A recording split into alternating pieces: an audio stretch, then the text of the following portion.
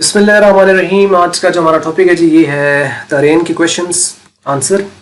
और जैसा कि मैं आपको मैं ये बताना चाहूँगा इस वीडियो के अंदर कि ये जो क्वेश्चन आंसर्स होते हैं वैसे तो ये हर पॉइंट के एंड पे नहीं दिए हुए और ये आते हैं अनसीन तो नहीं होंगे, मतलब यही होगा कि पोएम को अगर आपने अच्छी तरीके से पढ़ लिया है तो उसमें से ये सारी चीज़ें मतलब आपको वहाँ से पूछी जाती है। अगर आपने ध्यान से उसको पढ़ा है तो कोई ऐसी चीज़ मेरे ख्याल में होती नहीं है जो कि आप उसका आंसर नहीं दे पाओ। और ये बड़े मुख्तसर किस्म के आंसर्स होते हैं, यानी बाज़ दफ़ा तो यानी 3-4 वर्ड के या एक लाइन के, हार्डली 1.5 लाइन या 2 लाइनें, इसके 2 लाइनों से 2.5 लाइनों से ज़्यादा आंसर होता नहीं है, इतना ही होता है इसका। तो खैर अगर आपने पोएम को ध्यान से पढ़ा होगा तो मीन्स के आपकी क्लियर हो जाएंगे। तो ये जो जितने इंपॉर्टेंट जो क्वेश्चन हैं इसके हवाले से मैंने ज़्यादा किताबों में आप देखें तो किताबों में 40-40 क्वेश्चन है। तो यार कितना एक बंदा यानी और उसको कोई काम नहीं है कि 40-40 सवाल बैठ के याद करे।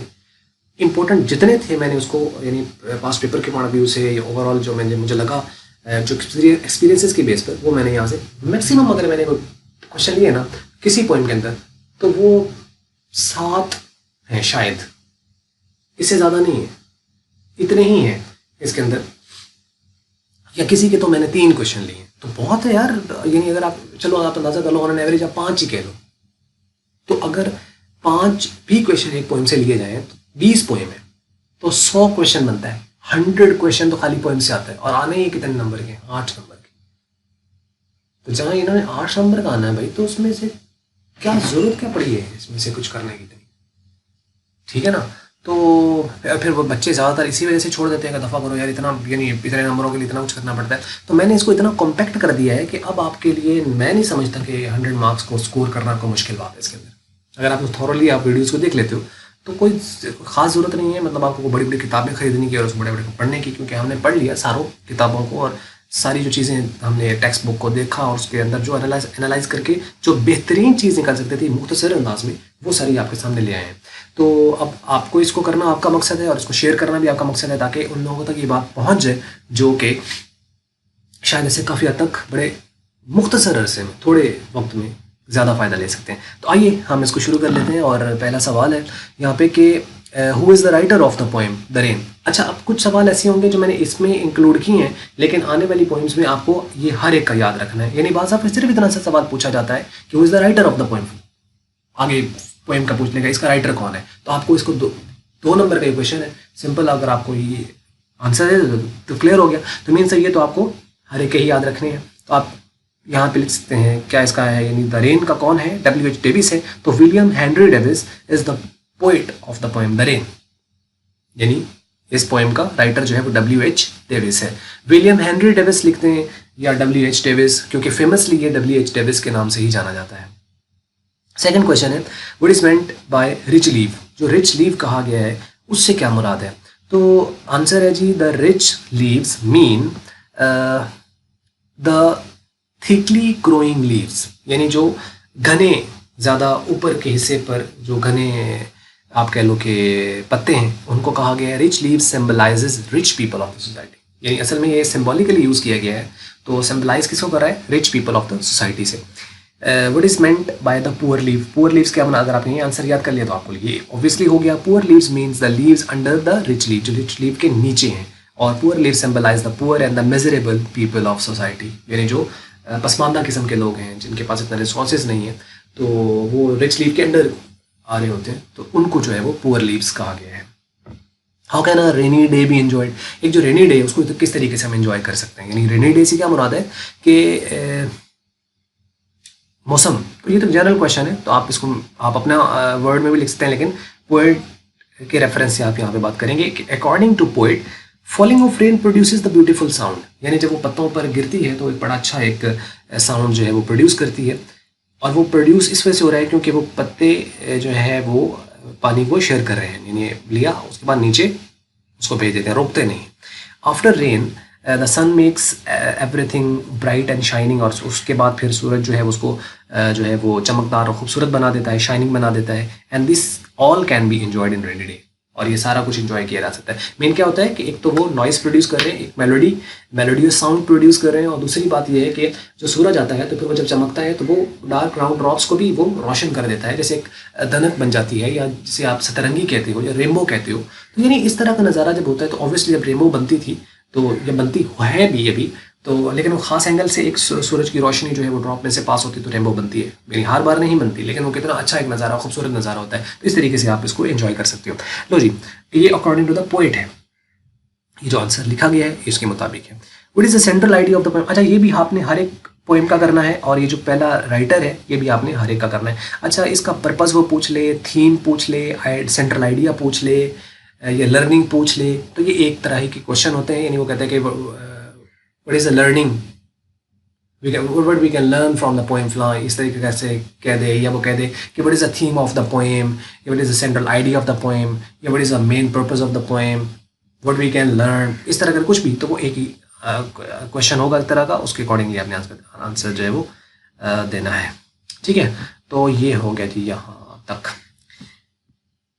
اچھا, اب اس میں دیکھیں, کہتا ہے کہ the central idea of the poem is that the resources comes to rich people first as a principle of nature. لازم بات ہے, قدرت نے قانون ایسا بنایا ہے کہ جو رچ پیپل ہوں گے ان کے پاس پہلے, ان کو پہلا پتہ. یعنی جیسے گورنمنٹ میں کوئی بندہ ہوتا ہے نا, تو اس کو پتہ ہوتا ہے کہ یار یہاں پہ نا ایک عرصے بعد یہاں پہ ایئرپورٹ بننے لگا, تو وہ لازم بات ہے اس کو پتہ ہے, تو وہاں جا کے وہ پہلے پلاٹ خرید لیتا ہے اپنا, کیونکہ یہاں ایئرپورٹ بننا ہے. تو جب ایئرپورٹ بنے گا تو یہاں پہ اس کی جو قدر و قیمت ہے, یہ جگہ کی جو قیمت ہے مہنگی ہو جائے گی, تو وہاں پہ پلاٹ اپنا خرید لیتا ہے. اسی طریقے سے کوئی اور جگہ پہ کوئی بھی چیز کچھ ہونے جا رہی ہے تو وہ جا کے وہاں پہ اپنی انویسٹمنٹ وغیرہ کرنا شروع کر دیتے ہیں. ان کو پتہ ہوتا ہے کہ آج میں یہاں انویسٹ کروں گا تو آنے والے وقت کے اندر کیا ہوگا کہ یہ اوپر چلی جائے گی. اور ایک عام بندہ جو ہے بیچارہ ریڈی والا, اس کو تو پتہ بھی نہیں ہے کہ ایسا بھی کچھ ہوتا ہے یا ایسا. اور پھر دوسری مزے کی بات یہ ہے کہ خیر سے اس کے پاس اتنے ہیں ہی نہیں کہ وہ کہیں جا کے انویسٹ کر کے یہ لگائے, اس میں سے کچھ کما سکے. تو یہاں پہ یہی ہے کہ the central idea of the poem is that the resources comes to rich people first as a principle of nature. They should share. اب وہ آتے پہلے ہیں, لیکن اب قدرت کے قانون کے مطابق ان کو چلنا چاہیے کہ ٹھیک ہے, آگے تم لوگ شکر کرو کہ اللہ تعالیٰ نے تمہیں یہ دیا ہوا ہے, اس قابل کر دیا ہے کہ تم لوگوں کے پاس اتنے ریسورسز ہیں. Now what you have to do, simply you should share part of they should share part of their resources with poor. غریبوں کے ساتھ اپنے تھوڑا تھوڑا کریں. ضروری نہیں ہے کہ جو غریب بندہ ہے وہ آپ سے کوئی آپ کی جاگیر کے اندر حصہ نہیں مانگ گیا, یا آپ کے پاس پلاٹ ہے تو وہ یہ نہیں کہے گا کہ سائن جی ادھا پلاٹ میرے نہ کر دیو تسی. ایسا تو نہیں کرے گا وہ, نہ آپ نے کرنا ہے, نہ کسی نے کرنا ہوتا ہے ایون. تو لیکن یہ ہے کہ اس کی جو ضرورت ہے, جیسے روٹی کپڑا مکان بیسک ضرورت ہے, اس کے بعد ایجوکیشن, صحت, ٹھیک ہے, یہ ساری چیزیں ضروری ہیں. اور پھر ایمان اس سے اوپر بڑھ کر ہے. آج آ کے انسان اگر دیکھے تو اس کے لیے دو چیزیں جو ہے نا وہ بہت ہی اہم ہیں. دو چیزیں بہت اہم ہیں, ایک اس کی صحت اور ایک اس کا ایمان. یہ دو چیزوں کے اوپر کمپرومائز نہیں کرنا چاہیے کسی بھی جگہ پہ. میرا یہ ویسے ماننا ہے, باقی ہر بندے کی اپنی اپنی ہے, کہ ایک صحت کے اوپر کبھی کمپرومائز مت کریں, اور ایک اپنے ایمان کے اوپر کبھی کمپرومائز مت کریں. کیسے کہ صحت جو آپ کی ہے نا, انفیکٹ وہ بہت سارے میکانزم ہوتا ہے اس کے پیچھے. یعنی آپ اچھا کھا رہے ہو, آپ نیند پوری کر رہے ہو, آپ یعنی جو میکانزم ہے اس کے مطابق اگر آپ چل رہے ہو تو اس سے کیا ہوگا کہ آپ کی لائف جو ہے نا وہ بڑی اسٹیبل رہے گی, طرف بہتر رہے گا, اور اس کے اندر پرابلم نہیں آئے گا. لیکن جیسے ہی آپ اگر اپنی نیند کو پراپر نہیں لے رہے ہو, یا زیادہ جاگنا یا زیادہ سونا دونوں ہی جو ہے وہ پرابلم کریں گے. زیادہ کھانا وہ بھی پرابلم, نہ کھانا وہ بھی پرابلم. تو مین آپ کو جو ڈائٹ لینی ہے وہ بیلنس ڈائٹ لینی ہے, تو اس سے کیا ہوگا کہ آپ کی, اور پھر اچھی جگہ سے کھانا ہے. مطلب ٹھیک ہے آپ فاسٹ فوڈ کھا لیتے ہو, لیکن اس کا یہی ہے کہ آپ کسی اچھی جگہ سے کھاؤ گے تو اس سے کیا ہوگا کہ آپ کی پرسنالٹی پر ویسا ہی اثر پڑے گا. اچھی ہر دکان سے ہر آتے جاتے راستے پہ جی بڑا شاورما, بگ شاورما, اور یہ آج کل جیسے شروع ہوا ہے تو وہ ٹھیک ہے, لیکن وہ آپ یہ دیکھ لو کہ کیا کیا اس میں چیزیں استعمال ہو رہی ہیں, یا اس کی کوالٹی تو نہیں ہے وہ, ٹھیک ہے. تو پیسے لگا کے اگر آپ کی صحت خراب ہو رہی ہے تو اس سے بہتر نہیں کہ آپ اس کو نہ کھاؤ. اور لوگوں کو بھی چاہیے کہ وہ ایسے کسی کام میں اپنا ٹانگ اڑائے, خاص طور پہ فوڈ کے معاملے میں تو ذرا بھی یہ نہیں ہونا چاہیے, بڑا چیک اینڈ بیلنس ہونا چاہیے. دودھ آپ دیکھ لیں, اگر ہم اس میں دیکھیں تو اس کے اندر بھی کتنی ملاوٹیں ہیں. یعنی پہلے چلو پھر بھی ہمارے جو باپ دادا تھے وہ کہتے تھے کہ چلیں جی دودھ خالص نہیں ہے, اس کے اندر پانی ملایا جاتا ہے. پھر ایک دور آیا تو وہ ایک لطیفہ بن گیا کہ وہ جو خاتون ہے وہ اس کو کہتی ہے دودھی کو, کہ دودھ والے کو, کہ میں نے سنا ہے تم دودھ میں پانی ملاتے ہو. انہوں نے کہا باجی قسم والی بات ہے, میں آج تک دودھ میں پانی نہیں ملایا. اس نے کہا ملاتے ہو؟ اس نے کہا نا باجی میں تو پانی میں دودھ ملاتا ہوں.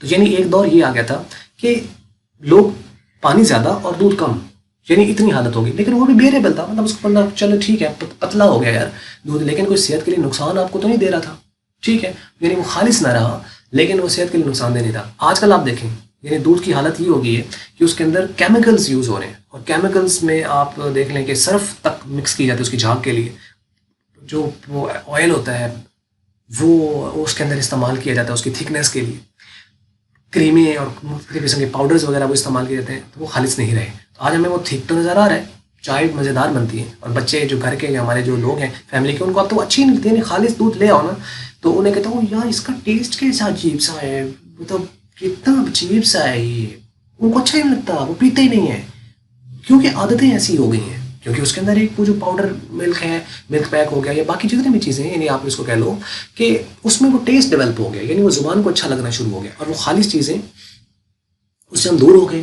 اور وہ جو قدرتی جو چیزیں تھیں ان سے انسان دور ہوتا چلا جا رہا ہے۔ اور آپ دیکھ لیں کہ صحت کتنی ہم لوگوں نے کمپرومائز کر دی، اور کتنے ہمارے حالات برے ہو چکے ہیں، ہسپتال بھرے پڑے ہیں، اور یہ ایسی ایسی نئی نئی بیماریاں آ گئی جو کہ پہلے شاید کبھی ہوتی بھی نہیں تھی۔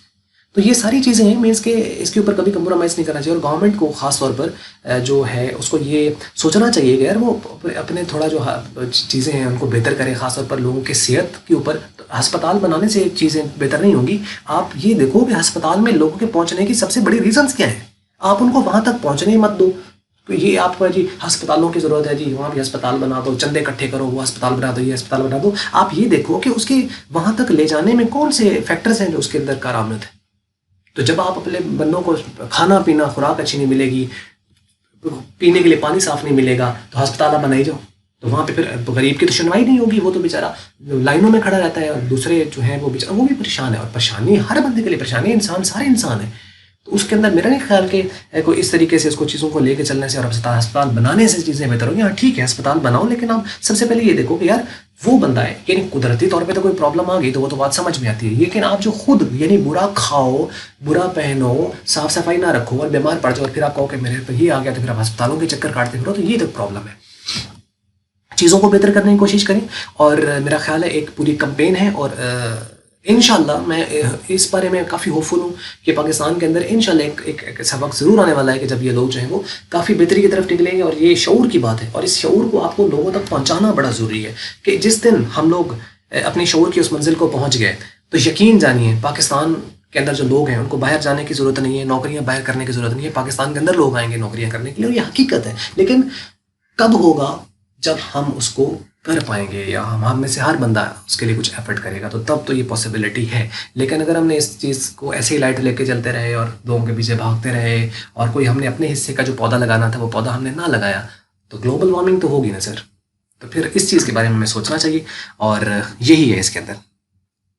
تو لے جی یہ آخری بس لائن اس کے اوپر کہ دا ٹائم ول کم، اور ایک وقت پھر کو کہتا ہے کہ ایسا آئے گا when this world will be filled with peace and justice, اور یہ جب چیزیں ہوں گی، اور یہ وہی سورج والی بات کر رہے ہیں، اور وہ سورج کیا ہے؟ یعنی ایک آپ کہہ لیں کہ ایک اوتار ہے جو کوئی آئے گا، اور ایک خاص قسم کی ایک پرسنالٹی ہے جس کے بارے میں علامہ اقبال نے کہا تھا کہ ہزاروں سال نرگس اپنے بے نوری پر ہوتی ہے، اور بڑی مشکل سے ہوتا ہے چمن میں دیداور پیدا۔